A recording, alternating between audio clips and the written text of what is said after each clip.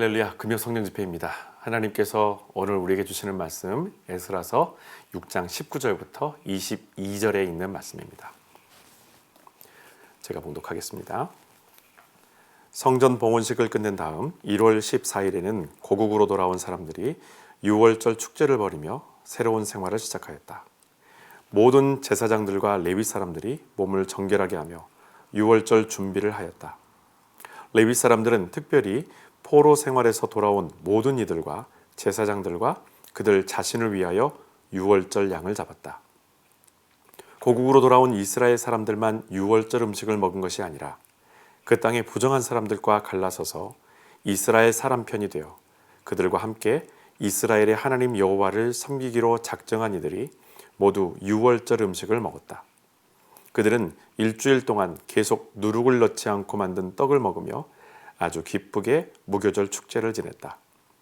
여호와께서 전에는 아수르 왕을 채찍으로 들어 이스라엘 백성을 치셨으나 이제는 다리오 왕의 마음을 움직여 이스라엘 백성을 돕게 하셨기 때문이다.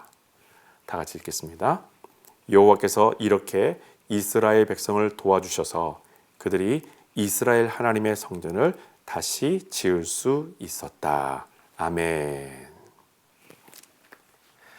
인간의 삶에 영향을 주는 감정들 가운데에서 우리 자신을 이렇게 혼돈에 빠지게 만드는 것이 있습니다. 바로 그 두 단어가 뭐냐면 안심과 안정입니다. 이 두 단어는 비슷하면서도 무척 불안정하다라는 특징이 있습니다.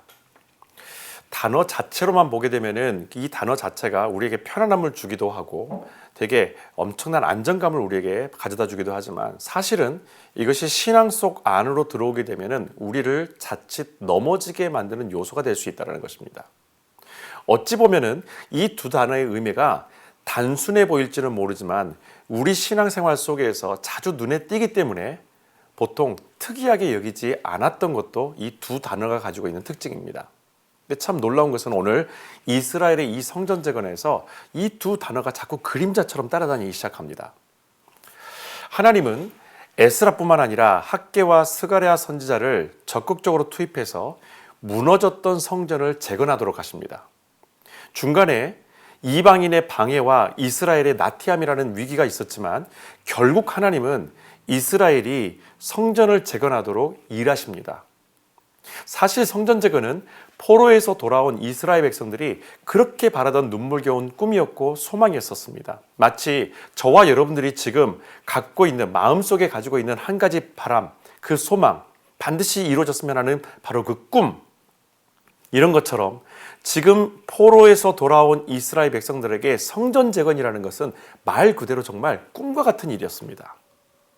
마침내 그들의 눈앞에 완공된 성전이 세워졌고 이 무너진 성전을 봤었던 어른 세대들과 새로운 소망을 품고 자기 시대에 새 성전을 이루려고 했었던 바로 이 다음 세대들, 이들이 이 성전이 건축되는 이 모습을 보면서 그들은 감격의 눈물을 흘립니다. 하나님께서 우리의 치부를 덮어주셨고 우리가 다시 시작할 수 있는 그 출발점을 그려주셨다는 바로 그 기쁨으로 가득한 바로 그 축제의 자리, 바로 그 영광의 자리가 바로 그 6월절 직전에 있었던 성전 봉헌식이었다는 겁니다. 여러분, 성전 재건 공사가 마무리되었다는 것은 이스라엘의 영적 안정을 가져올 수 있음을 의미하는 위대한 사건이었습니다. 그러나 성전이 재건되었다고 해서 안심할 수 있는 것은 아닙니다. 성전은 목적이 아니라 과정입니다. 우리는 인생을 살아갈 때 예수님처럼 다 이루었다라고 말할 수 있는 것이 사실 하나도 없습니다. 주를 향한 믿음의 순종과 주께서 우리에게 베푸시는 그 은혜가 없이는 어떠한 안정도 어떠한 안심도 장담할 수 없는 것이 우리의 인생이고 우리의 삶입니다. 그래서 고린도전서 10장 12절에 보면 선줄로 생각하는 자는 넘어질까 조심하라는 그 말씀처럼 내가 목표하는 바가 이루어졌을 때 안심하게 되면 여러분 그것은 순간적으로 다시 우리를 방심하게 만듭니다. 결국 또다시 우리에게는 불안함이 가득한 바로 그 불안정이 되돌아오게 된다는 것입니다. 여러분, 성전 재건은 이스라엘 백성에게 더 이상 고생하지 않아도 된다고 안심시키기 위해서 계획하신 일이 아닙니다. 성전이 있었어도 이스라엘은 바벨론에 멸망당했습니다. 엄밀히 따지면 성전을 무너뜨린 것은 이스라엘 백성의 이중적인 삶이었지 바벨론은 그저 철거자였을 뿐입니다. 하나님은 성전 재건을 통해서 무너진 삶의 예배, 하나님과의 그 친밀한 관계가 회복되도록 다윗 왕이 처음 그 마음을 들였던 바로 그 마음을 오늘 이날 이 성전 재건에 하나님이 다시 이 이스라엘 백성들에게 부어주시고 그 하나님의 손으로 이 성전이 지어질 수 있도록 하셨다라는 것입니다. 오히려 성전 재건은 그래서 지금부터 더 분명한 믿음을 이스라엘에게 요구하고 다시는 성전이 붕괴되는 일이 없도록 깨어있으라는 메시지입니다. 하나님이 내 삶의 문제를 해결받기 위해서 내가 사실 하나님께 이렇게 간곡하게 기도하면서 동시에 어떤 이는 작은 소원도 합니다. 만약 그 기도에 응답받았다면 여러분 거기에서 안심하지 마십시오. 곧 나태함과 게으름이 도둑처럼 몰려올 것입니다. 그래서 기도할 때 드렸던 바로 내 마음을 스스로 내가 지워버리게 만듭니다. 진정한 안정은 주님이 우리에게 주신 말씀에 깨어있을 때 주께서 우리와 늘 함께 하신다는 것을 매일매일 발견함으로 우리가 안심하게 된다는 겁니다. 성전 재건은 끝이 아니라 과정을 위한 위대한 시작입니다.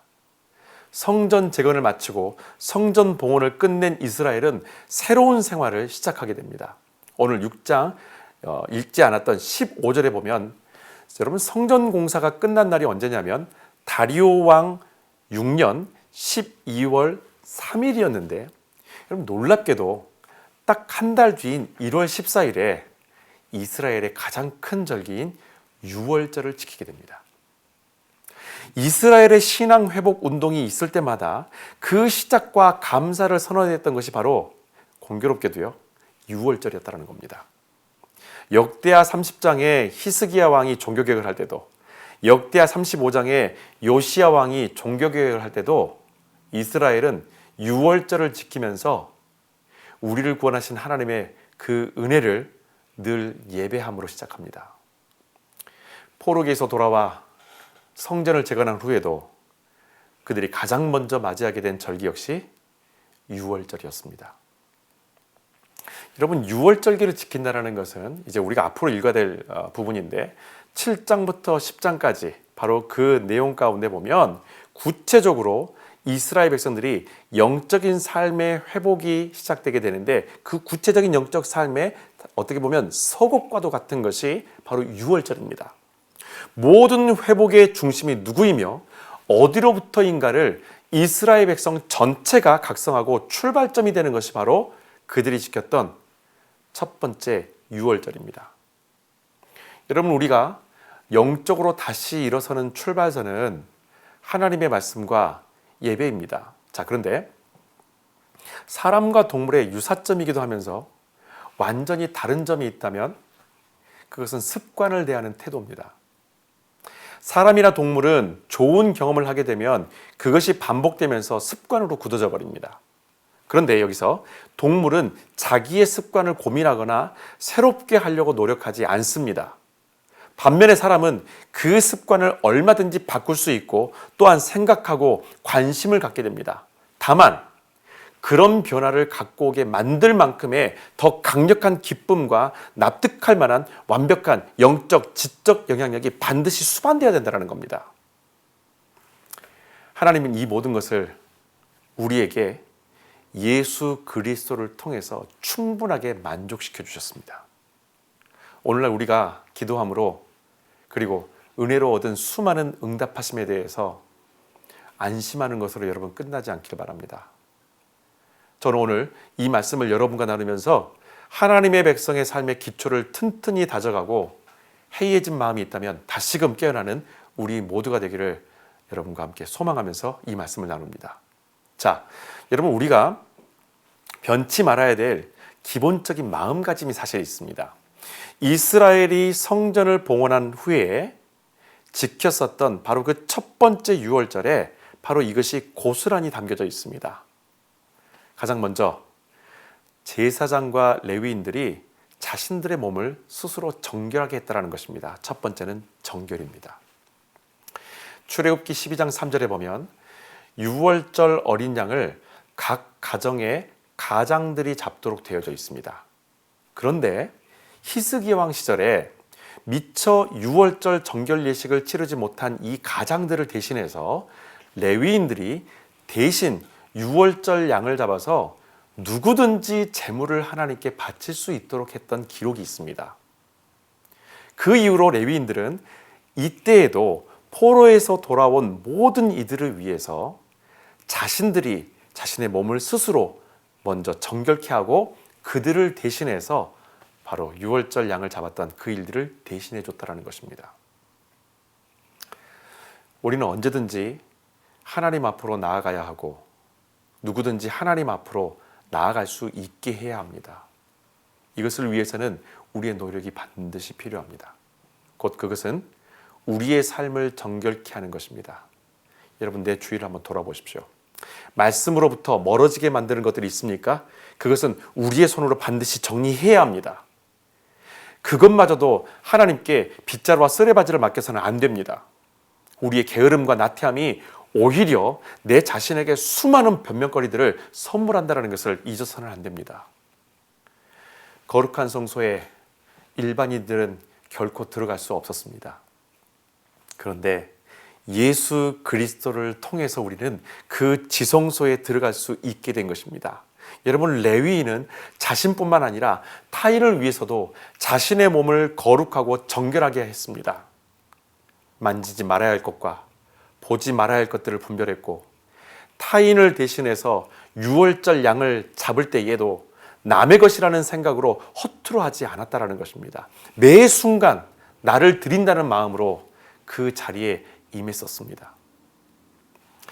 여러분, 그래서 사도 베드로는 베드로전서 2장 9절에서 여러분은 하나님께서 손수 택하신 민족이요 왕의 제사장들이요 거룩하고 순결한 결례이며 하나님의 소유된 백성이라고 했는데, 우리가 이런 존재가 되게 하신 것을 오늘 여러분의 마음에 꼭 새기기를 부탁드립니다.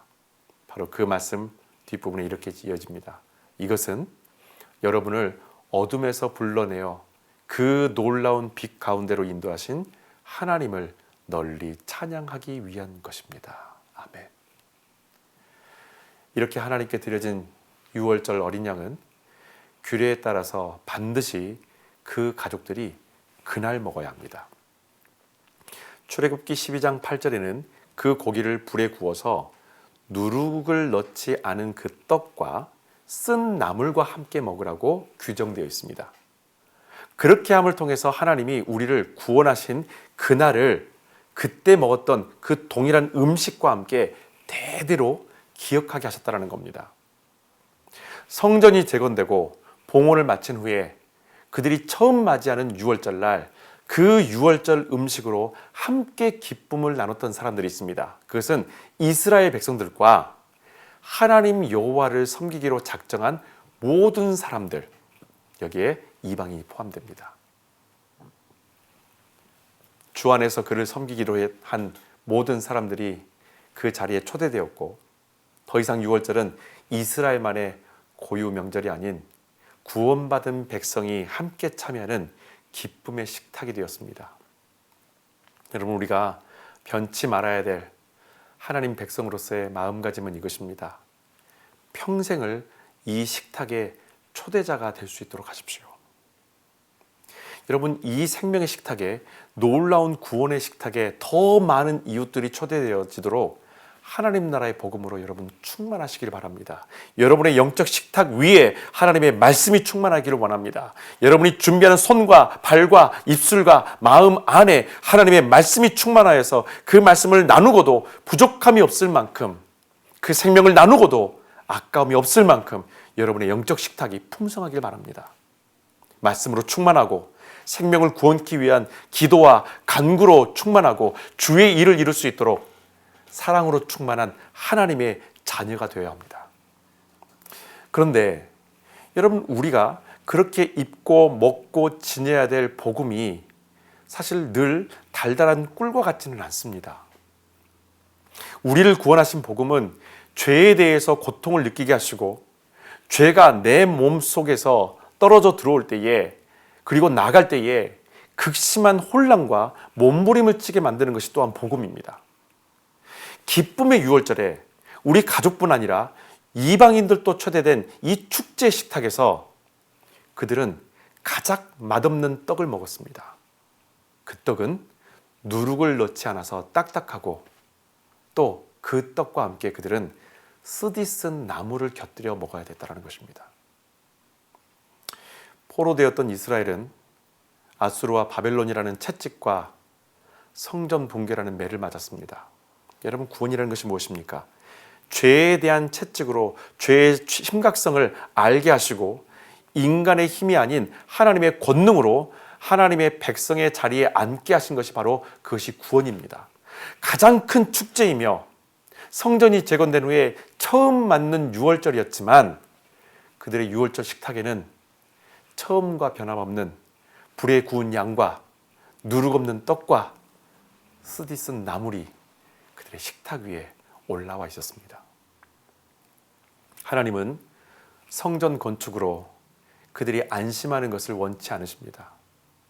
이 정도면 안심해도 괜찮겠지라고 순간 방심할 수 있는 것이 인간이기에, 하나님은 처음부터 변함없이 그날도 그 예전처럼 첫 번째 유월절처럼 같은 음식을 그 자리에서 먹게 하셨다는 겁니다. 우리가 하나님의 백성으로 살아가는데 필요한 마음가짐은 우리의 노력과 감정과 다짐으로 되어지는 것이 절대 아닙니다.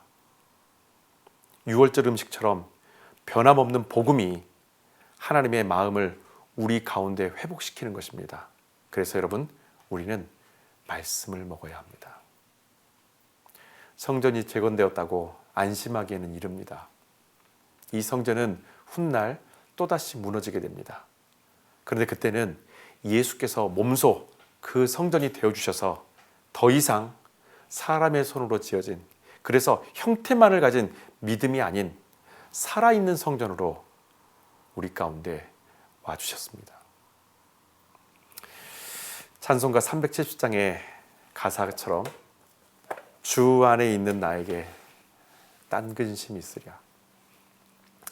주 안에서 평강을 누리고 주와 함께 동행함으로 폭풍 가운데서도 우리에게 안정을 주시는 주님과 동행하는 성전의 백성 되시기를 주님의 이름으로 축원합니다. 기도하겠습니다.